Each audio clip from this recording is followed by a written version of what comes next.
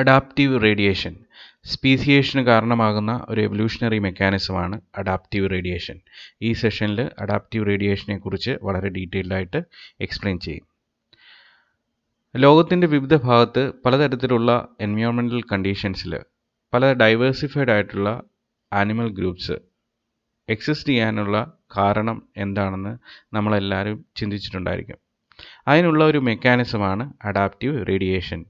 Adaptive radiation നടക്കുമ്പോൾ genetic diversity ഉണ്ടാകും, അല്ലെങ്കിൽ സ്പീസിയേഷൻ സംഭവിക്കും. അപ്പോൾ അഡാപ്റ്റീവ് റേഡിയേഷൻ എന്താണ് എന്ന് മനസ്സിലാക്കുന്നതിന് തൊട്ട് മുമ്പായി എന്താണ് അഡാപ്റ്റേഷൻ എന്നുള്ളത് മനസ്സിലാക്കേണ്ടത് ഉണ്ട്. അപ്പോൾ അഡാപ്റ്റേഷൻ എന്ന് പറഞ്ഞാൽ any morphological, anatomical or physiological change beneficial to an organism in a particular environment.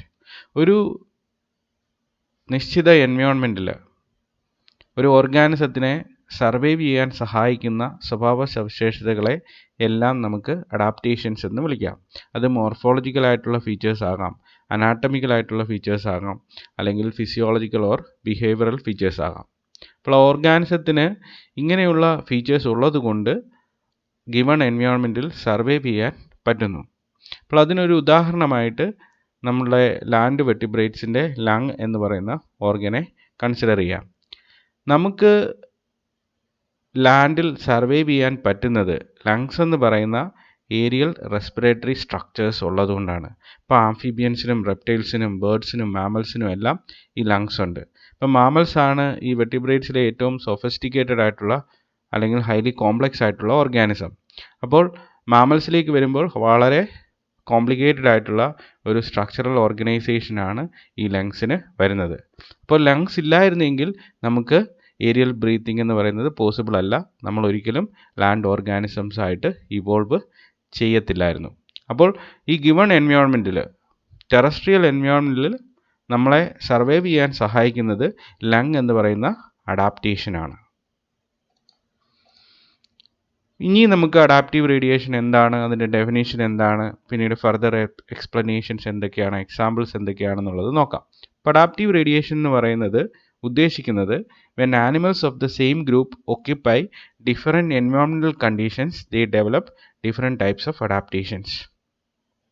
ഒരു ഗ്രൂപ്പിലുള്ള ആനിമൽസ് വ്യത്യസ്തമായിട്ടുള്ള എൻവയോൺമെൻറ്റൽ കണ്ടീഷൻസിൽ എക്സിസ്റ്റ് ചെയ്യുവാണെങ്കിൽ ആ എൻവയോൺമെൻറ്റിനനുസരിച്ചിട്ട് അവയ്ക്ക് അഡാപ്റ്റേഷൻസ് ഡെവലപ്പ് ചെയ്യും. അതിൻ്റെ അർത്ഥം ആ ഒറിജിനൽ പോപ്പുലേഷനിൽ നിന്ന് ഈ വ്യത്യസ്തമായിട്ടുള്ള എൻവയോൺമെൻറ്റിൽ വരുമ്പോൾ അവയ്ക്ക് പുതിയ അഡാപ്റ്റേഷൻസ് ഉള്ളതുകൊണ്ട് അവ ഒറിജിനൽ പോപ്പുലേഷനിൽ നിന്ന് ഡൈവേർജ് ചെയ്ത് പോകും. അതിൻ്റെ ജനറ്റിക് മേക്കപ്പ് വ്യത്യാസം വരും. അപ്പോൾ അഡാപ്റ്റീവ് റേഡിയേഷൻ്റെ ഫലമായിട്ട് സ്പീസിയേഷൻ സംഭവിക്കും. അങ്ങനെ ഉണ്ടാകുന്ന ട്രാൻസ്ഫോർമേഷനെ ഡൈവേർജൻ്റ് എവല്യൂഷൻ എന്നാണ് പറയുന്നത്. ഒരു ഗ്രൂപ്പാണ്, ആ ഗ്രൂപ്പ് വ്യത്യസ്തമായിട്ടുള്ള എൻവയോൺമെൻറ്റിൽ വരുന്നു, സ്പ്ലിറ്റ് ആകുന്നു. അതുകൊണ്ട് അവയിൽ വ്യത്യസ്തമായിട്ടുള്ള അഡാപ്റ്റേഷൻസ് ഡെവലപ്പ് ചെയ്യുന്നു. ഇങ്ങനെയുള്ള എവല്യൂഷനാണ് divergent evolution. Due to divergent evolution, animals of the same group appear different in different environmental conditions. ഒരു ഗ്രൂപ്പിൽ തന്നെയുള്ള ആനിമൽസ് ഈ ഡൈവേർജൻ്റ് എവല്യൂഷൻ നടക്കുന്നത് കൊണ്ട് ഡിഫറെൻ്റ് ആയിട്ടുള്ള എൻവയോൺമെൻറ്റൽ കണ്ടീഷൻസിൽ വരുമ്പോൾ ഡിഫറെൻ്റ് ആയിട്ട് എക്സിസ്റ്റ് ചെയ്യും. അതിൻ്റെ ഉദാഹരണമായിട്ട് നമുക്ക് ഏഷ്യൻ എലിഫൻറ്റിൻ്റെയും ആഫ്രിക്കൻ എലിഫൻറ്റിൻ്റെയും കമ്പാരിസൺ എടുക്കാം. ഏഷ്യൻ എലിഫൻ്റ് എന്ന് പറയുന്നത് ജീനസ് എലിഫസ് ആണ്. Then African elephant Loxodonta. ഈ രണ്ട് ഗ്രൂപ്പും ഒറിജിനേറ്റ് ചെയ്തത് ഒരു കോമൺ ആയിട്ടുള്ള ആൻസിസ്ട്രൽ സ്റ്റോക്കിൽ നിന്നാണ്. പക്ഷേ അവ എക്സിസ്റ്റ് ചെയ്യുന്ന എൻവയോൺമെൻറ്റൽ കണ്ടീഷൻസ് എന്ന് പറയുന്നത് ഡിഫറെൻ്റ് ആണ്. ഒരെണ്ണം ഏഷ്യയിലും മറ്റേത് ആഫ്രിക്കയിലുമാണ് വരുന്നത്. അപ്പോൾ അവിടെ ടെമ്പറേച്ചറിൻ്റെ ഡിസ്ട്രിബ്യൂഷൻ എന്ന് പറയുന്നത് വ്യത്യസ്തമായിട്ടാണ് വരുന്നത്. അതിനനുസരിച്ചിട്ട് ഈ ഓർഗാനിസത്തിൻ്റെ ഓവറോൾ മോർഫോളജിയിൽ വലിയ വ്യത്യാസങ്ങളുണ്ട്. ഈ ഓർഗാനിസത്തിന് പലതരത്തിലുള്ള അഡാപ്റ്റേഷൻസ് ആ എൻവയോൺമെൻറ്റിന് കറസ്പോണ്ടിങ് ആയിട്ട് ഉണ്ടായിട്ടുണ്ട്. അപ്പോൾ അതിൻ്റെ ഏറ്റവും ബെസ്റ്റായിട്ടുള്ള സ്ട്രൈക്കിംഗ് ആയിട്ടുള്ള നമുക്ക് കാണാൻ പറ്റുന്ന ഒരു ഫീച്ചർ എന്ന് പറയുന്നത് അതിൻ്റെ ഇയർ ലോബ്സിൻ്റെ സൈസാണ്. ആഫ്രിക്കൻ എലിഫൻറ്റിൻ്റെ ആ ഫാൻ എന്ന് പറയുന്നത്, ഇയർ ഫാൻ എന്ന് പറയുന്നത് വളരെ വലിപ്പം കൂടുതലാണ്. ഏഷ്യൻ എലിഫൻറ്റിന് അത്രയും വരുന്നില്ല. കുറച്ചുകൂടെ മോയ്സ്ചർ ഉള്ള അല്ലെങ്കിൽ വാട്ടറിൻ്റെ അവൈലബിലിറ്റി ഉള്ള ഒരു എൻവയോൺമെൻറ്റിലാണ് ഏഷ്യൻ എലിഫൻസ് എക്സിസ്റ്റ് ചെയ്യുന്നത്. അപ്പോൾ അതുകൊണ്ട് ഈ ഇയർ ഉപയോഗിച്ചിട്ട് കൂൾ ചെയ്യാൻ വേണ്ടിയിട്ടുള്ള ആവശ്യം ഏഷ്യൻ എലിഫൻറ്റിന് ആഫ്രിക്കൻ എലിഫൻറ്റിൻ്റെ അത്രയും ആവശ്യം വരുന്നില്ല.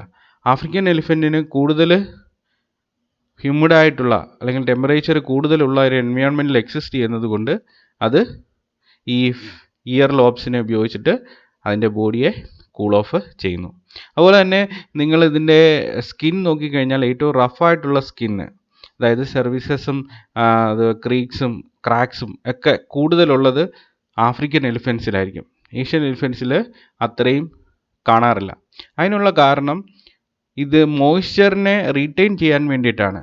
വൺസ് ഇത് വാട്ടർ കൊണ്ട് അതിൻ്റെ ശരീരത്തെ ബേത്ത് ചെയ്യുമ്പോൾ ആ മോയ്സ്ചർ, ആ വാട്ടർ കണ്ടൻറ്റ് അവിടെ റീറ്റെയിൻ ചെയ്യാൻ വേണ്ടിയിട്ടാണ് ഇതുപോലുള്ള അതിൻ്റെ സ്കിൻ എന്ന് പറയുന്നത് വളരെ റഫായിട്ട് എക്സിസ്റ്റ് ചെയ്യുന്നത്. ഇതുപോലുള്ള പലതരത്തിലുള്ള ഡിഫറൻസുകൾ നമുക്ക് കാണാൻ സാധിക്കും. ഇപ്പോൾ ഇതിൻ്റെ തുമ്പിക്കൈയുടെ അറ്റത്ത് ഏഷ്യൻ എലിഫൻറ്റിലാണെങ്കിൽ ഒരു ഫിംഗർ, ട്രങ്ക് ടിപ്പിലുള്ള ആ ഫ്ലഷിനെ നമ്മൾ ഫിംഗർ എന്നാണ് പറയാറുള്ളത്. ഒറ്റ ഫിംഗർ അല്ലെങ്കിൽ ലോബോ ഫ്ലഷോ ഗ്രാസ്പിങ്ങിന് വേണ്ടി കാണാറുള്ളൂ. ആഫ്രിക്കൻ എലിഫൻറ്റിൽ അത് 2 ഫിംഗേഴ്സ്, 2 ലോബ്സ് അല്ലെങ്കിൽ ഫ്ലഷ് കാണാറുണ്ട്. ഇപ്പം ഇതുപോലെ ഒത്തിരി ഡിഫറൻസുകൾ നമുക്ക് കാണാൻ സാധിക്കും. പക്ഷേ ഇവയെല്ലാം ഒറിജിനേറ്റ് ചെയ്തത് ഒരു കോമൺ സ്റ്റോക്കിൽ നിന്നാണ്. അപ്പോൾ ഈ വ്യത്യസ്തമായിട്ടുള്ള ഫീച്ചേഴ്സ് ഇവയ്ക്ക് വരാനുള്ള കാരണം എന്താണ്? ഇപ്പോൾ വ്യത്യസ്തമായിട്ടുള്ള എൻവയോൺമെൻറ്റിലാണ് എക്സിസ്റ്റ് ചെയ്യുന്നത്. എൻവയോൺമെൻറ്റിൽ സർവൈവ് ചെയ്യണമെങ്കിൽ ആ എൻവയോൺമെൻറ്റിന് സ്പെസിഫിക് ആയിട്ടുള്ള ഡൈവേർജൻറ്റ് എവല്യൂഷൻ നടക്കണം. അപ്പോൾ ഈ ഓർഗാനിസത്തിൽ ഡൈവേർജൻറ്റ് എവല്യൂഷൻ നടന്നിട്ടാണ് ഈ 2 ജീനസ് എലിഫസും ലോക്സോഡോണ്ടയും ഡെവലപ്പ് ചെയ്തിരിക്കുന്നത്. അപ്പോൾ നമുക്ക് ഈ അഡാപ്റ്റീവ് റേഡിയേഷൻ പ്രോസസ്സിനെ ഒരു സ്കീമാറ്റിക് ഉപയോഗിച്ചിട്ട് എക്സ്പ്ലെയിൻ ചെയ്യാം. ഇപ്പോൾ ഒരു ആൻസിസ്ട്രൽ പോപ്പുലേഷൻ പലതരത്തിലുള്ള എൻവയോൺമെൻറ്റിലേക്ക് സ്കാറ്റർ ചെയ്ത് പോവുകയാണ്. ഇപ്പോൾ environment 1, then environment 2, then environment 3, then environment 4. ഇപ്പോൾ ഇവിടെ 4 എൻവയോൺമെൻറ്റ് കാണിച്ചിട്ടുണ്ട്.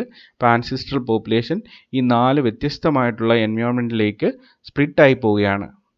അപ്പോൾ ഓരോ എൻവയോൺമെൻറ്റും ഇമ്പോസ് ചെയ്യുന്ന കണ്ടീഷൻസിനനുസരിച്ചിട്ട്, അല്ലെങ്കിൽ ഓർഗാനിസം ഓരോ എൻവയോൺമെൻറ്റിലും എക്സ്പോസ്ഡ് ആകുന്നത് different types of physical chemical പാരാമീറ്റേഴ്സുമായിട്ടാണ്.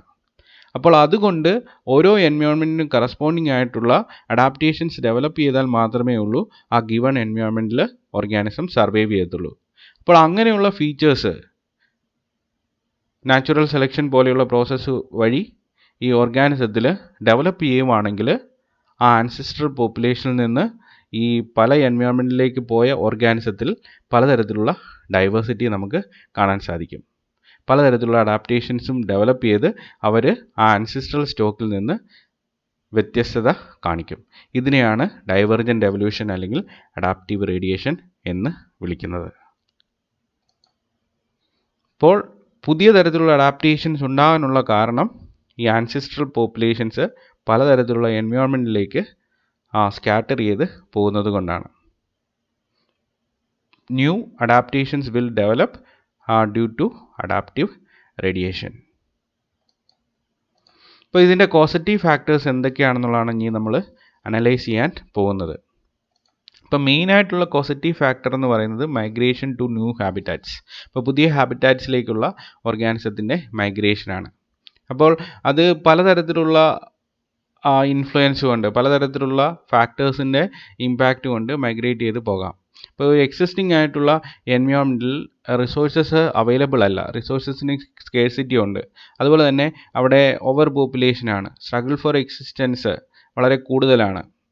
Intraspecific struggle, അതുപോലെ തന്നെ എൻവയോൺമെൻറ്റൽ സ്ട്രഗിള്, ഇതെല്ലാം വളരെ കൂടുതലാണെങ്കിൽ ഓർഗാനിസം ഉറപ്പായിട്ടും മൈഗ്രേറ്റ് ചെയ്യും. അപ്പോൾ ഫുഡിന് വേണ്ടിയിട്ട് സ്കേഴ്സിറ്റി ഓഫ് ഫുഡ് എന്ന് പറയുന്ന ആ ക്രൈസിസ് അഡ്രസ്സ് ചെയ്യാൻ വേണ്ടിയിട്ട് ഓർഗാനിസം മൈഗ്രേറ്റ് ചെയ്ത് പുതിയ എൻവയോൺമെൻറ്റിലേക്ക് പോകും. അല്ലെങ്കിൽ ബെറ്റർ ബ്രീഡിംഗ് ഗ്രൗണ്ട്സിന് വേണ്ടിയിട്ട് പുതിയ എൻവയോൺമെൻറ്റിലേക്ക് മൈഗ്രേറ്റ് ചെയ്ത് പോകും. അപ്പോൾ ഓരോ ഓർഗാനിസം പ്രിഫർ ചെയ്യുന്ന ഒരു സ്യൂട്ടബിൾ ആയിട്ടുള്ള ബ്രീഡിംഗ് ഫിസിക്കൽ കണ്ടീഷൻസ് ഉണ്ട്. അപ്പോൾ ആ ഫിസിക്കൽ കണ്ടീഷൻസ് എക്സിസ്റ്റിംഗ് ആയിട്ടുള്ള എൻവയോൺമെൻറ്റിൽ ഇല്ലെങ്കിൽ അത് പുതിയ എൻവയോൺമെൻറ്റ് തേടി മൈഗ്രേറ്റ് ചെയ്യും എന്നുള്ളതാണ്. Then absence of enemies in new habitat. അപ്പോൾ എവിടേക്കാണോ മൈഗ്രേറ്റ് ചെയ്യുന്നത് അവിടെ അതിൻ്റെ നാച്ചുറൽ പ്രെഡേറ്റേഴ്സ് ഇല്ലാത്ത ഒരു ഹാബിറ്റാറ്റ് ആണെങ്കിൽ അങ്ങനെയുള്ള റീജിയൻസിലേക്ക് ഓർഗാനിസം അതിൻ്റെ ആൻസെസ്ട്രൽ പോപ്പുലേഷനിൽ നിന്ന് മൈഗ്രേറ്റ് ചെയ്ത് പോകും. അപ്പോൾ ഇവിടെയും സ്കാറ്ററിങ് ഉണ്ടാകാനുള്ള സാധ്യതയുണ്ട്. പേരൻ്റൽ പോപ്പുലേഷൻ പലതായിട്ട് സ്പ്ലിറ്റ് ചെയ്യും, പലതരത്തിലുള്ള എൻവയോൺമെൻറ്റൽ കണ്ടീഷനിലേക്ക് വരും. ദെൻ അടുത്തതാണ് അൺഓക്യുപ്പൈഡ് എൻവയോൺമെൻറ്റൽ നിഷ്. അതായത് എൻവയോൺമെൻറ്റൽ നിഷ് എന്ന് പറയുന്നത് അല്ലെങ്കിൽ എക്കോളജിക്കൽ നിഷ് എന്ന് പറഞ്ഞാൽ ഉദ്ദേശിക്കുന്നത് role of an organism in a particular environment. ഇപ്പോൾ ഒരു എക്കോസിസ്റ്റത്തിനകത്ത് ഒരു ഓർഗാനിസത്തിൻ്റെ റോളിനെയാണ് എൻവയോൺമെൻറ്റൽ അല്ലെങ്കിൽ എക്കോളജിക്കൽ നിഷ് എന്ന് പറയുന്നത്. ഇപ്പോൾ ഒരു ഓർഗാനിസത്തിൻ്റെ എക്കോസിസ്റ്റത്തിലുള്ള അഡ്രസ്സാണ് എൻവയോൺമെൻറ്റൽ നിഷ്.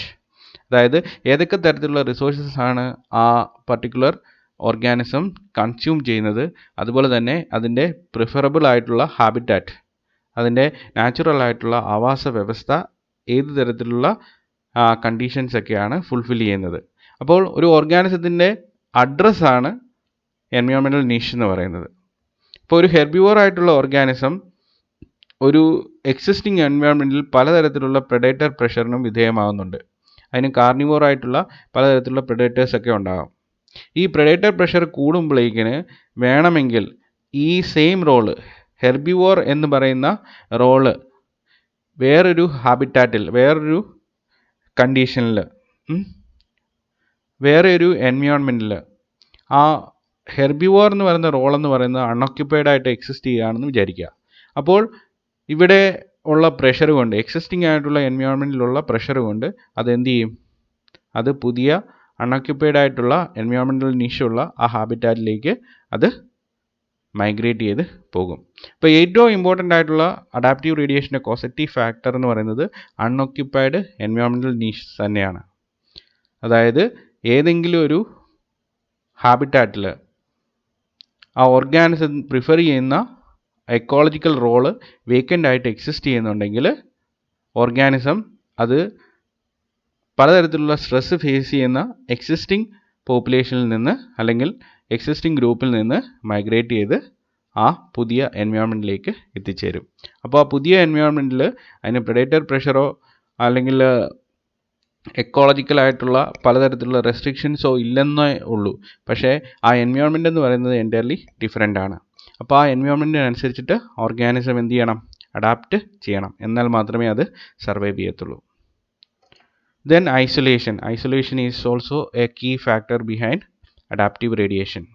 അപ്പോൾ ജിയോഗ്രഫിക്കലായിട്ടുള്ള ബാരിയർ ഒരു എക്സിസ്റ്റിംഗ് പോപ്പുലേഷനെ സ്പ്ലിറ്റ് ചെയ്യുക, അതിൻ്റെ ഫലമായിട്ട് ഐസൊലേറ്റഡ് ആകുക. അപ്പോഴും എൻവയോൺമെൻറ്റൽ കണ്ടീഷൻസിന് ഡിഫറൻസ് ഉണ്ടാകും. അപ്പോൾ elemental forces of evolution act ചെയ്യും, ജനറ്റിക് ഡൈവർജൻസ് ഉണ്ടാകും, അത് അൾട്ടിമേറ്റ് ആയിട്ട് സ്പീസിയേഷന് കാരണമാകും. അപ്പം ജോഗ്രഫിക്കൽ ഐസൊലേഷൻ റീപ്രൊഡക്റ്റീവ് ഐസൊലേഷന് കാരണമാകും, പുതിയ സ്പീഷീസ് അങ്ങനെ ഡെവലപ്പ് ചെയ്യും. അപ്പോൾ അഡാപ്റ്റീവ് റേഡിയേഷൻ ഉണ്ടാകാനുള്ള കാരണങ്ങളാണ് നമ്മളിവിടെ പറഞ്ഞിരിക്കുന്നത്. മെയിനായിട്ടുള്ള കാരണങ്ങളാണ് migration, then unoccupied ecological niche, then isolation. ഇനി ഒരു എക്സാമ്പിളിനെ എടുത്ത് നമ്മൾ ഈ അഡാപ്റ്റീവ് റേഡിയേഷൻ പ്രോസസ്സിനെ വളരെ ഡീറ്റെയിൽഡ് ആയിട്ട് എക്സ്പ്ലെയിൻ ചെയ്യാൻ പോവുകയാണ്. Adaptive radiation in Darwin finches. Charles Darwin, evolution എന്ന് പറയുന്ന ശാസ്ത്രശാഖയുടെ ഫൗണ്ടിങ് ഫാദറായിട്ട് നമ്മൾ കൺസിഡർ ചെയ്യുന്ന ചാൾസ് ഡാർവിൻ, അദ്ദേഹത്തിൻ്റെ HMS ബീഗിളിലുള്ള യാത്ര, ആ യാത്രയാണ് അദ്ദേഹത്തെ ഈ തിയറി, എവല്യൂഷൻ തിയറി ഫോർമുലേറ്റ് ചെയ്യാൻ സഹായിച്ചത്. Origin of species by means of natural selection എന്ന് പറയുന്ന തിയറി അദ്ദേഹം ഫോർമുലേറ്റ് ചെയ്തത് ഈ HMS ബീഗിളിലുള്ള വേൾഡ് വൈഡ് ആയിട്ടുള്ള അദ്ദേഹത്തിൻ്റെ വോയേജിലൂടെയാണ്. അപ്പോൾ ലോകത്തിൻ്റെ വിവിധ ഭാഗങ്ങളിൽ പോകാനുള്ള അവസരം അദ്ദേഹത്തിന് കിട്ടി. അങ്ങനെ അദ്ദേഹം എത്തിച്ചേർന്ന ഒരു പ്രദേശമാണ്, അല്ലെങ്കിൽ ഈ വോയേജിൻ്റെ ഭാഗമായിട്ട് എത്തിയ അല്ലെങ്കിൽ സന്ദർശിച്ച ഒരു ദ്വീപ് സമൂഹമാണ് ഗാലപ്പഗോസ് ഐലൻഡ്സ് എന്ന് പറയുന്നത്. അപ്പോൾ വളരെ സ്കാറ്റേർഡ് ആയി കിടക്കുന്ന കുറേ സ്മോൾ ഐലൻഡ്സ് ആണ് ഗാലപ്പഗോസ് ഐലൻഡ്സ് എന്ന് പറയുന്നത്. അപ്പോൾ അത് സൗത്ത് അമേരിക്കൻ കോസ്റ്റൽ റീജിയനിലാണ് ഗാലപ്പഗോസ് ഐലൻഡ്സ് കാണുന്നത്. അപ്പോൾ ഈ ഐലൻഡ്സിൽ എത്തിയപ്പോൾ ആ ഐലൻഡ്സിലുള്ള പലതരത്തിലുള്ള ഓർഗാനിസത്തെയും അദ്ദേഹം ഒബ്സർവ് ചെയ്യുകയുണ്ടായി. ആ ഓർഗാനിസത്തിൻ്റെ സ്പെസിമെൻസ് അദ്ദേഹം കളക്ട് ചെയ്തു.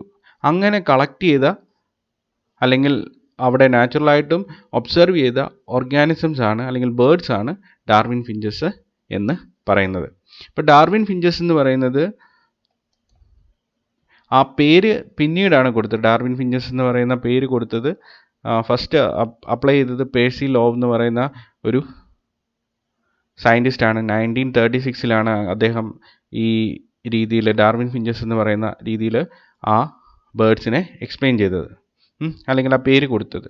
പിന്നീട് 1947 ആയപ്പം ഡേവിഡ് ലാക്ക് എന്ന് പറയുന്ന ഒരു സയൻറ്റിസ്റ്റ് അദ്ദേഹത്തിൻ്റെ ബുക്കിൻ്റെ തന്നെ പേര് ഡാർവിൻ ഫിഞ്ചസ് എന്ന് പറയുന്ന പേരായിരുന്നു. അപ്പോൾ ഡാർവിൻ ഈ ബേർഡ്സിനെ വളരെയധികം ഇമ്പോർട്ടൻസ് കൊടുത്ത് മനസ്സിലാക്കിയെടുത്തു എന്നുള്ളതാണ്. അപ്പോൾ അദ്ദേഹം അവിടെ നിന്ന് കുറേ സ്പെസിമെൻസ് ഒക്കെ കളക്ട് ചെയ്തു. ആ കളക്ട് ചെയ്ത സ്പെസിമെൻസിനെ ലണ്ടനിൽ കൊണ്ടുപോയി അദ്ദേഹത്തിൻ്റെ വോയേജൊക്കെ കഴിഞ്ഞിട്ട് അദ്ദേഹം ലണ്ടനിൽ എത്തിച്ചേർന്നപ്പോഴേക്കിന് അതിനെ ഡീപ്പായിട്ട് അനലൈസ് ചെയ്തു. അനലൈസ് ചെയ്തപ്പോൾ അദ്ദേഹം മനസ്സിലാക്കിയത് ഈ ഗാലപ്പഗോസ് ഐലൻഡ്സ് എന്ന് പറയുന്നത് സൗത്ത് അമേരിക്കൻ കോസ്റ്റൽ ഐലൻഡ്സ് ആണ്. അപ്പോൾ ഈ ബേർഡ് വെറൈറ്റീസ് ഗാലപ്പഗോസ് ഐലൻഡ്സിലേക്ക് വന്നത് സൗത്ത് അമേരിക്ക എന്ന് പറയുന്ന മെയിൻ ലാൻഡിൽ നിന്നാണ്. ഈ മെയിൻ ലാൻഡിൽ പക്ഷേ അദ്ദേഹം ഒബ്സർവ് ചെയ്തത് ഒരു ടൈപ്പ് ബേർഡ് മാത്രമേ ഉള്ളൂ. പക്ഷേ ഗാലപ്പഗോസ് ഐലൻഡ്സിൽ പലതരത്തിലുള്ള ബേർഡ്സ് ഉണ്ട്.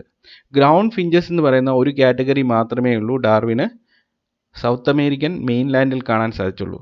പക്ഷേ ഗാലപ്പഗോസ് ഐലൻഡ്സിൽ ഈ ഗ്രൗണ്ട് ഫിഞ്ചസ് മാത്രമല്ല വേറെ പല കാറ്റഗറിയും അദ്ദേഹത്തിന് കാണാൻ സാധിച്ചു എന്നുള്ളതാണ്. ഏകദേശം 14 സ്പീഷീസോളം ബേർഡ്സ് ഗാലപ്പഗോസ് ഐലൻഡ്സിലുള്ള പല ഐലൻഡ്സിലായിട്ട് ഡിസ്ട്രിബ്യൂട്ടഡ് ആയിരുന്നു. ഇപ്പോൾ ഇതിൻ്റെ ഫിഞ്ച് എന്ന് പറയുന്ന കാറ്റഗറി ബേർഡ്സ് ആണ്. അതിൻ്റെ സൈസ് എന്ന് പറയുന്നത് വളരെ സ്മോൾ ആണ്. 10 to 20 സെൻറ്റിമീറ്റർ ആണ് ഓവറോൾ സൈസ് വരുന്നത്. പിന്നെ വെയിറ്റ് എന്ന് പറയുന്നത് 8 to 38 grams ആണ്.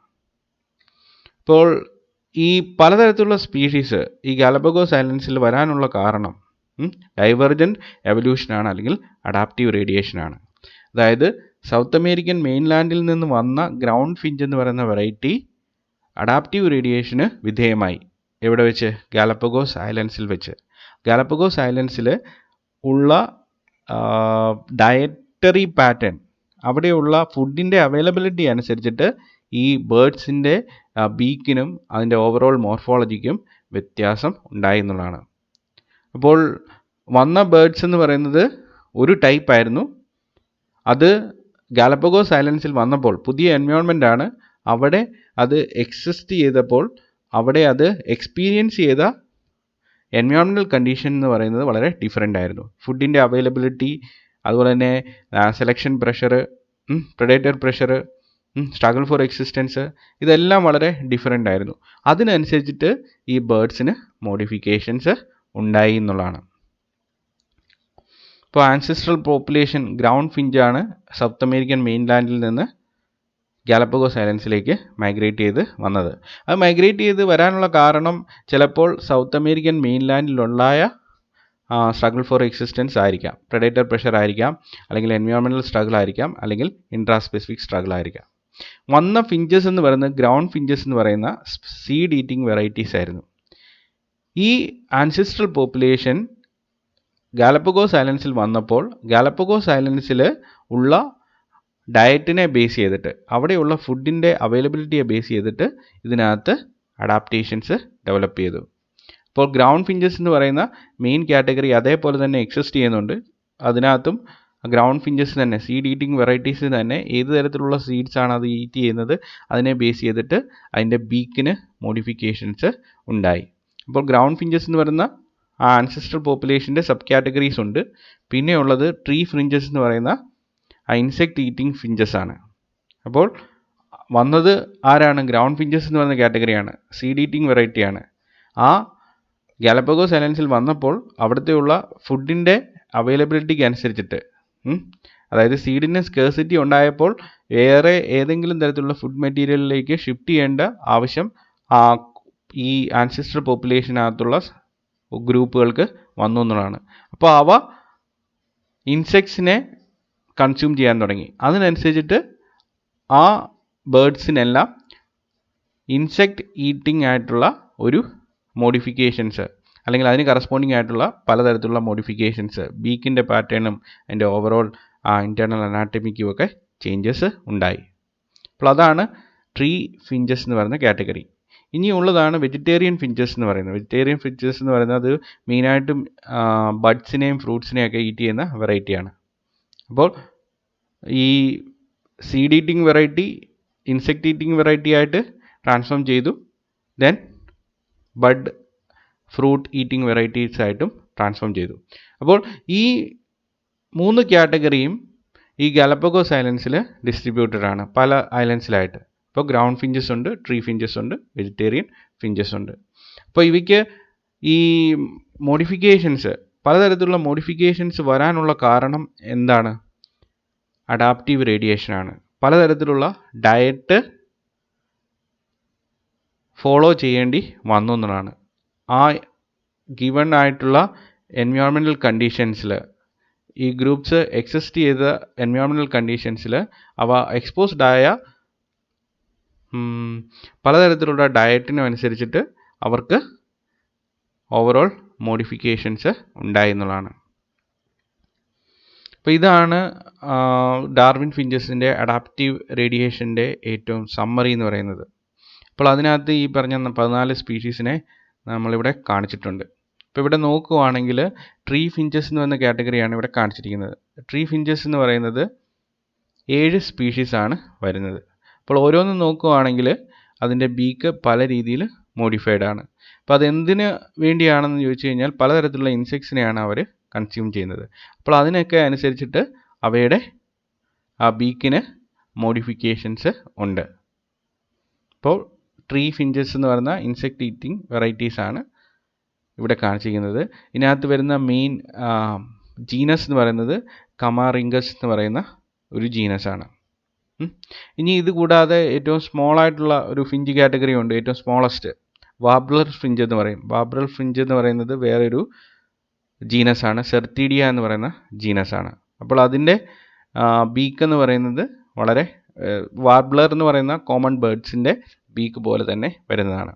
ഇനി ഇതിനകത്ത് നോക്കുകയാണെങ്കിൽ ഇൻസെക്ട് ഈറ്റിംഗ് വെറൈറ്റീസിലെ നോക്കുകയാണെങ്കിൽ വുഡ്പക്കർ ഫിഞ്ചിനകത്ത് അതിൻ്റെ ബീക്ക് എന്ന് പറയുന്നത് ചിസൽ ഷേപ്ഡ് ആണ്, ഒരു ഉളി പോലെയുള്ള ബീക്കാണ്. അപ്പോൾ അത് പ്രത്യേക രീതിയിൽ മോഡിഫൈഡ് ആയിട്ടുള്ള ഒരു ബീക്കാണ് വുഡ്പക്കർ ഫിഞ്ച് എന്ന് പറയുന്നത്. ഇനി അടുത്ത കാറ്റഗറി എന്ന് പറയുന്നത് സീഡ് ഈറ്റിംഗ് ഗ്രൗണ്ട് ഫിഞ്ചസ് ആണ്. അപ്പോൾ ഗ്രൗണ്ട് ഫിഞ്ചസ് എന്ന് പറയുന്നതെല്ലാം സീഡ് ഈറ്റിംഗ് വെറൈറ്റീസ് ആണ്. അപ്പോൾ അതിനകത്ത് നോക്കുകയാണെങ്കിൽ 4 എണ്ണം അതിൻ്റെ മെയിൻ ഡയറ്റ് എന്ന് പറയുന്നത് സീഡ് മാത്രമാണ്. അപ്പോൾ വളരെ തിക്കായിട്ടുള്ള ബീക്കാണ് ഈ 4 വെറൈറ്റിയും കാണാൻ സാധിക്കുന്നത്. അപ്പോൾ അതിൻ്റെ ബീക്ക് അതിൻ്റെ മോഡിഫിക്കേഷൻസ് നിങ്ങൾ ഡയഗ്രാം നോക്കി മനസ്സിലാക്കുക. വളരെ തിക്കായിട്ടും വളരെ ബ്രോഡായിട്ടുമുള്ള ബീക്കാണ് ഈ ഗ്രൗണ്ട് ഫിഞ്ചസിൻ്റെ ആദ്യത്തെ 4 സ്പീഷീസിനും ഉള്ളത്. അപ്പോൾ ജിയോസ്പിസ എന്ന് പറയുന്ന ഒരു ജീനസിലാണ് ഈ ഗ്രൗണ്ട് ഫിഞ്ചസ് എല്ലാം വരുന്നത്. ഇതിനകത്ത് തന്നെ 2 വെറൈറ്റീസ് ജിയോസ്പിസ, കാക്ടസ് സീഡ്, അതുപോലെ തന്നെ കാക്ടസ് എന്ന് പറയുന്ന പ്ലാന്റിൻ്റെ ഡിഫറെൻറ്റ് പാർട്സ് ആണ് കൺസ്യൂം ചെയ്യുന്നത്. അപ്പോൾ ആദ്യത്തെ 4 കാറ്റഗറി എന്ന് പറയുന്നത് അവ ഏത് തരത്തിലുള്ള സീഡ്സ് വേണമെങ്കിലും കൺസ്യൂം ചെയ്യും, അല്ലെങ്കിൽ അവയുടെ മെയിൻ ഡയറ്റ് എന്ന് പറയുന്നത് സീഡ് മാത്രമാണ്. പക്ഷേ 2 സ്പീഷീസ് ഉണ്ട്, ജിയോസ്പിസ കോണിറോസ്റ്റിറിസ് എന്ന് പറയുന്ന ഒരു വെറൈറ്റി, ദെൻ ജിയോസ്പിസ സ്കാൻഡൻസ് എന്ന് പറയുന്ന വെറൈറ്റി. അവ കാക്ടസ് സീഡ്സിനെ മാത്രമേ കൺസ്യൂം ചെയ്യുള്ളൂ. അതുപോലെ തന്നെ കാക്ടസ് സീഡ്സിനെ മാത്രമല്ല അതിൻ്റെ മറ്റ് പാർട്സും കൺസ്യൂം ചെയ്യും. അപ്പോൾ അങ്ങനെ 6 സ്പീഷീസ് ഗ്രൗണ്ട് ഫിഞ്ചസ് എക്സിസ്റ്റ് ചെയ്യുന്നുണ്ട്. അപ്പോൾ ഇവിടെ 7 ഉണ്ട് ഇൻസെക്ട് ഈറ്റിംഗ്, ഇത് ഇപ്പോൾ 6 അപ്പം 7 + 6 13. പിന്നെ ഉള്ള ഒരു വെറൈറ്റി, ഇപ്പോൾ ആകെ 14 സ്പീഷീസാണുള്ളത്. അതിനകത്തുള്ള ഒരു വെറൈറ്റി എന്ന് പറയുന്നത് ബഡ്സും അതുപോലെ തന്നെ ഫ്രൂട്ട്സിനെയും ഈറ്റ് ചെയ്യുന്ന ഒരു വെജിറ്റേറിയൻ ഫ്രിഞ്ച് എന്ന് പറയുന്ന വെറൈറ്റിയാണ്. അപ്പോൾ അതിൻ്റെ ജീനസും കാമറിംഗസ് എന്ന് പറയുന്ന ജീനസ് തന്നെയാണ്, അതായത് ഇൻസെക്ട് ഈറ്റിംഗ് വെറൈറ്റിയുമായിട്ട് വളരെ റിലേറ്റഡ് ആയിട്ടുള്ള വെറൈറ്റി തന്നെയാണ് ഉള്ളത്. അപ്പോൾ അതിൻ്റെ ബീക്ക് ഈ ബഡ്സും ഫ്രൂട്ട്സും ഒക്കെ കൺസ്യൂം ചെയ്യാൻ വേണ്ടിയിട്ട് മോഡിഫൈഡ് ആണ്. ഇപ്പോൾ ഓരോന്ന് നോക്കുകയാണെങ്കിൽ ഓരോന്നിൻ്റെയും ബീക്ക് ഏത് തരത്തിലുള്ള ഡയറ്റാണ് അവ ഫോളോ ചെയ്യുന്നത് അതിനനുസരിച്ചിട്ട് മോഡിഫൈഡ് ആണെന്നുള്ളതാണ്. അപ്പോൾ ഗ്രൗണ്ട് ഫിഞ്ചസ് എന്ന് പറയുന്ന കാറ്റഗറി ഉണ്ട്. 6 സ്പീഷീസ് ആണുള്ളത്. മെയിനായിട്ട് ഫീഡ് ചെയ്യുന്നത് സീഡ്സിലാണ്. The size of their beak is related to the size of the seed they consume. ഇതിനകത്ത് തന്നെ കുറച്ചെണ്ണം കാക്ടസ് ഈറ്റിംഗ് ആണ്. അപ്പോൾ മെയിനായിട്ട് സീഡിനെ മാത്രം കൺസ്യൂം ചെയ്യുന്നതുകൊണ്ട് പിന്നെ 2 സ്പീഷീസ് കാക്ടസിൻ്റെ സീഡിനെയും അതുപോലെ തന്നെ അതിൻ്റെ റിലേറ്റഡ് പാർട്സിനെയും കൺസ്യൂം ചെയ്യുന്ന വെറൈറ്റി ഉണ്ട്. ജിയോസ്പിസ എന്ന് പറയുന്ന ഒരു ജീനസിലാണ് ഗ്രൗണ്ട് ഫിഞ്ചസ് എല്ലാം വരുന്നത്. ഈ ഗ്രൗണ്ട് ഫിഞ്ചസ് ആണ് അല്ലെങ്കിൽ അതിൻ്റെ അതുമായിട്ട് റിലേറ്റഡ് ആയിട്ടുള്ളതാണ് ഇതിൻ്റെ ആൻസിസ്ട്രൽ പോപ്പുലേഷൻ. സൗത്ത് അമേരിക്കൻ മെയിൻലാൻഡിൽ നിന്ന് ആദ്യമേ വന്ന വെറൈറ്റീസ് എല്ലാം ഗ്രൗണ്ട് ഫിഞ്ചസ് ആയിരുന്നു എന്നുള്ളതാണ്. ഇനി രണ്ടാമത്തെ കാറ്റഗറിയാണ് ട്രീ ഫിഞ്ചസ് എന്ന് പറയുന്നത്. അത് ഇൻസെക്ട് ഈറ്റിംഗ് ഫിഞ്ചസ് ആണ്. 7 സ്പീഷീസ് ആണുള്ളത്. മെയിനായിട്ട് ഫീഡ് ചെയ്യുന്നത് ഇൻസെക്ട്സിനെയാണ്. The woodpecker tree finch has chisel like beak. ഇപ്പോൾ വുഡ്പെക്കർ ട്രീ ഫിഞ്ചിൻ്റെ ബീക്ക് വളരെ പ്രത്യേകതയുള്ളതാണ്. Chisel like ബീക്കാണ് അതിനുള്ളത്. ഇപ്പോൾ ബാക്കിയുള്ള എല്ലാ സ്പീഷീസിനും യുണീക്കായിട്ടുള്ള അതിൻ്റെ ഫീഡിങ് ഏത് തരത്തിലുള്ള ഇൻസെക്ട്സിനെയാണ് അത് കൺസ്യൂം ചെയ്യുന്നത് അതിനനുസരിച്ചിട്ട് മോഡിഫിക്കേഷൻസ് ഉണ്ട്. പക്ഷേ വുഡ്പെക്കറിന് കുറച്ചുകൂടെ ഹൈലി സ്പെഷ്യലൈസ്ഡ് ആയിട്ടുള്ളൊരു ബീക്കാണ് എക്സിസ്റ്റ് ചെയ്യുന്നത്. ഇനിയുള്ളത് വെജിറ്റേറിയൻ ഫിഞ്ചസ് ആണ്. അത് ഒറ്റ സ്പീഷീസേ വരുന്നുള്ളൂ. അത് ബഡ്സും ഫ്രൂട്ട്സും കൺസ്യൂം ചെയ്യുന്ന ഫിഞ്ചസ് ആണ്. അപ്പോൾ അതിനനുസരിച്ചിട്ടുള്ള ബീക്ക് മോഡിഫിക്കേഷൻ ആണ് അവയ്ക്ക് കാണുന്നത്. ഏറ്റവും ഹെവി ആയിട്ടുള്ള ബീക്ക് വരുന്നതും ഈ പറഞ്ഞ വെജിറ്റേറിയൻ ഫിഞ്ചസിനാണ്. അതായത് അവയുടെ ബീക്ക് എന്ന് പറയുന്നത് റഞ്ച് പോലെ ആക്ട് ചെയ്തിട്ട് പലതരത്തിലുള്ള ഫ്രൂട്ട്സും അതുപോലെ തന്നെ ബഡ്സും ഒക്കെ ക്രാക്ക് ഓപ്പൺ ചെയ്യാൻ വേണ്ടിയിട്ട് ഉപയോഗിക്കും. ഇപ്പോൾ എന്താണ് അഡാപ്റ്റീവ് റേഡിയേഷൻ? നമ്മൾ ഈ എക്സാമ്പിളിൽ നിന്നും അതുപോലെ തന്നെ ഇത്രയും നേരം പറഞ്ഞ കാര്യങ്ങളിൽ നിന്നും എന്താണ് അഡാപ്റ്റീവ് റേഡിയേഷൻ്റെ സിഗ്നിഫിക്കൻസ്, അതിൻ്റെ പ്രാധാന്യം എന്താണ്, എവല്യൂഷനിലുള്ള അതിൻ്റെ സിഗ്നിഫിക്കൻസ് എന്താണെന്നുള്ളതാണ് ഇനി ഡിസ്കസ് ചെയ്യാൻ പോകുന്നത്. അപ്പോൾ ഇറ്റ് റിസൾട്ട്സ് ഇൻ സ്പീസിയേഷൻ. ഇപ്പോൾ ഡാർവിൻ ഫിഞ്ചസിൻ്റെ ആ ഡൈവേഴ്സിഫിക്കേഷൻ അത് പല രീതിയിൽ ഈ ഗാലപ്പഗോസ് ഐലൻഡ്സിൽ ഡിസ്ട്രിബ്യൂട്ടഡ് ആകാനുള്ള കാരണം ഡയറ്റിനനുസരിച്ചിട്ട് അവയ്ക്കുണ്ടായ മോഡിഫിക്കേഷൻസ് ആണ്. അപ്പോൾ പലതരത്തിലുള്ള എൻവയോൺമെൻറ്റൽ കണ്ടീഷൻ അനുസരിച്ചിട്ടുള്ള അവയിലുണ്ടായ ഡൈവർജൻസ് ആണ്. അപ്പോൾ സ്പീസിയേഷന് കാരണമാകുന്ന ഒരു പ്രോസസ്സാണ് അഡാപ്റ്റീവ് റേഡിയേഷൻ. അപ്പോൾ മാക്രോ എവല്യൂഷനും മെഗാ എവല്യൂഷനും ഉണ്ടാകും. അതായത് സ്പീഷീസ് ലെവലിലുള്ള എവല്യൂഷനും അതുപോലെ തന്നെ എബോവ് സ്പീഷീസ് ലെവൽ, അതായത് ജീനസും ഫാമിലീസും ഒക്കെ ഡെവലപ്പ് ചെയ്യാൻ ഈ അഡാപ്റ്റീവ് റേഡിയേഷൻ കാരണമാകും. Then explains the evolutionary transformation mechanism in diverse forms. പലതരത്തിലുള്ള ആനിമൽ ഗ്രൂപ്പ്സിലും അഡാപ്റ്റീവ് റേഡിയേഷൻ നടന്നാണ് ജനറ്റിക് ഡൈവർജൻസ് ഉണ്ടായി ഇപ്പോഴത്തെ പലതരത്തിലുള്ള സ്പീഷീസും ജീനസും ഫാമിലീസും ഒക്കെ എക്സിസ്റ്റ് ചെയ്യുന്നത്. അപ്പോൾ അഡാപ്റ്റീവ് റേഡിയേഷൻ എന്ന് പറയുന്നത് വളരെ ഇമ്പോർട്ടൻ്റ് ആയിട്ടുള്ള ഒരു എവല്യൂഷണറി ട്രാൻസ്ഫോർമേഷൻ പ്രോസസ്സ് അല്ലെങ്കിൽ ഒരു മെക്കാനിസം തന്നെയാണ്. ഇനി വളരെ ഫ്രീക്വൻ്റ് ആയിട്ട് നടക്കുന്ന ഒരു ഫിനോമിനനാണ് അഡാപ്റ്റീവ് റേഡിയേഷൻ. മറ്റുള്ള പ്രോസസ്സുകളെക്കാളും, അതായത് മ്യൂട്ടേഷൻ, ജനറ്റിക് ഡ്രിഫ്റ്റ് ഇതൊക്കെ നടക്കുന്നതിനേക്കാളും കൂടുതൽ ഈ അഡാപ്റ്റീവ് റേഡിയേഷൻ നടക്കാനുള്ള സാധ്യതകളുണ്ട്. കാരണം ഓർഗാനിസം എപ്പോഴും പല രീതിയിൽ സ്കാറ്റേർഡ് ആകാം, പല രീതിയിൽ അവ ഐസൊലേറ്റഡ് ആകാം. അപ്പോൾ ഐസൊലേറ്റഡ് ആകുന്നതിനനുസരിച്ചിട്ട് അവയിൽ എൻവയോൺമെൻറ്റിന് കറസ്പോണ്ടിങ് ആയിട്ട് വ്യത്യാസങ്ങൾ വരുമെന്നുള്ളതാണ്. ഓക്കെ, അപ്പം ഇവിടെ മനസ്സിലാക്കേണ്ട ഒരു കാര്യം എന്ന് പറയുന്നത് ഓർഗാനിസത്തിനകത്ത് ചേഞ്ചസ് ഉണ്ടാക്കുന്നത് മ്യൂട്ടേഷനും നാച്ചുറൽ സെലക്ഷനും ഒക്കെയാണ്, ജനറ്റിക് ഡ്രിഫ്റ്റും ഒക്കെയാണ്. പക്ഷേ എന്ന് പറഞ്ഞാൽ പോലും പലതരത്തിലുള്ള എൻവയോൺമെൻറ്റലുമായിട്ട് ഈ എക്സ്പോസ്ഡ് ആകുന്നത് കൊണ്ടാണ്, ആൻസിസ്ട്രൽ പോപ്പുലേഷൻ എക്സ്പോസ്ഡ് ആകുന്നത് കൊണ്ടാണ് എലമെൻ്റൽ ഫോഴ്സസ് ആക്ട് ചെയ്യുന്നത്. Elemental forces of evolution, mutation, natural selection, genetic drift, gene flow etcetera ഇതൊക്കെ ആക്ട് ചെയ്യാനുള്ള കാരണം അല്ലെങ്കിൽ അതിന് വേണ്ടിയിട്ടുള്ള ഒരു ചാൻസ് കൊടുക്കുന്നത് ഈ പറഞ്ഞ പല എൻവയോൺമെൻറ്റൽ കണ്ടീഷൻസിൽ എക്സിസ്റ്റ് ചെയ്യുന്നത് കൊണ്ടാണ്. അപ്പോൾ അതുകൊണ്ടാണ് ഞാൻ പറഞ്ഞത് വളരെ ഫ്രീക്വൻ്റ്ലി ഒക്കറിങ് ഫിനോമിനനാണ് അഡാപ്റ്റീവ് റേഡിയേഷൻ. ഇനി നമ്മൾ ഈ ഡാർവിൻ ഫിഞ്ചസിൻ്റെ എവല്യൂഷനെ കുറിച്ച് വളരെയധികം പഠിച്ച 2 സയൻറ്റിസ്റ്റുകളാണ് Peter and rosemary grand.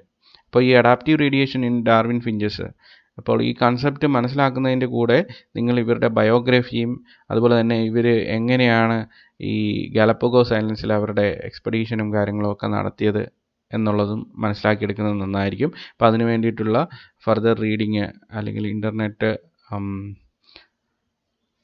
Searches ഒക്കെ ഉണ്ടാകണം. ഇപ്പോൾ ഇവർ വർഷങ്ങളോളം ഈ ഗാലപ്പഗോസ് ഐലൻഡ്സിൽ ഒരു ഇയറിൻ്റെ മേജർ ഷെയർ ഓരോ വർഷത്തിൻ്റെയും മിക്കവാറും ഒരു 70-80% ഈ ഗാലപ്പഗോസ് ഐലൻഡ്സിൽ ചിലവഴിച്ചിട്ട് അവർ ഈ ഫിഞ്ചസിൽ ഉണ്ടാകുന്ന മോഡിഫിക്കേഷൻസ്, സീസണലായിട്ട് ഉണ്ടാകുന്ന മോഡിഫിക്കേഷൻസും അതുപോലെ തന്നെ നാച്ചുറൽ സെലക്ഷൻ ഈ ഫിഞ്ചസിൽ ഓപ്പറേറ്റ് ചെയ്യുന്നതും ഒബ്സർവ് ചെയ്ത വ്യക്തികളാണ് പീറ്റർ ആൻഡ് റോസ്മെരി ഗ്രാൻഡ്. അപ്പോൾ ഈ സാധാരണ രീതിയിൽ മാക്രോ എവല്യൂഷൻ അല്ലെങ്കിൽ നമ്മുടെ മാക്രോ ഓർഗാനിസത്തിലുള്ള എവല്യൂഷൻ അത് ഒബ്സർവ് ചെയ്യുക, ഒരാളുടെ ലൈഫ് ടൈമിൽ ഒബ്സർവ് ചെയ്യുക എന്ന് പറയുന്നത് വളരെ ഡിഫിക്കൽട്ടാണ്. മൈക്രോ ഓർഗാനിസത്തിലാണെങ്കിൽ ഓക്കെ, പ്രശ്നമൊന്നുമില്ല, അത് വേണമെങ്കിൽ ലാബോറട്ടറി കണ്ടീഷനിൽ തന്നെ അത് മ്യൂട്ടേറ്റഡ് ആകും, പക്ഷേ ട്രാൻസ്ഫോർമേഷൻസ് നടക്കും. പക്ഷേ അങ്ങനെയല്ല മാക്രോ ഓർഗാനിസംസ് എന്ന് പറയുന്നത്. അപ്പോൾ അവയ്ക്ക് സമയം വേണം. അപ്പോൾ അത്രയേറെ സമയമെടുത്ത് ഈ ഗാലപ്പഗോസ് ഐലൻഡ്സിൽ ഈ എൻവയോൺമെൻറ്റൽ കണ്ടീഷൻസ് ഷിഫ്റ്റ് ചെയ്യുമ്പോൾ പോപ്പുലേഷൻസിൽ നാച്ചുറൽ സെലക്ഷൻ ഓപ്പറേറ്റ് ചെയ്യുന്നത് ഒബ്സർവ് ചെയ്ത വ്യക്തികളാണ് പീറ്റർ ആൻഡ് റോസ്മെരി ഗ്രാൻഡ്. അപ്പോൾ അവരെക്കുറിച്ചും ജസ്റ്റ് ഒന്ന് ഇൻട്രൊഡ്യൂസ് ചെയ്തേ ഉള്ളൂ. നിങ്ങൾക്ക് താല്പര്യം ഉണ്ടെങ്കിൽ അവരെക്കുറിച്ച് നിങ്ങൾക്ക് മനസ്സിലാക്കിയെടുക്കാം അല്ലെങ്കിൽ പഠിക്കാം. ഓക്കെ.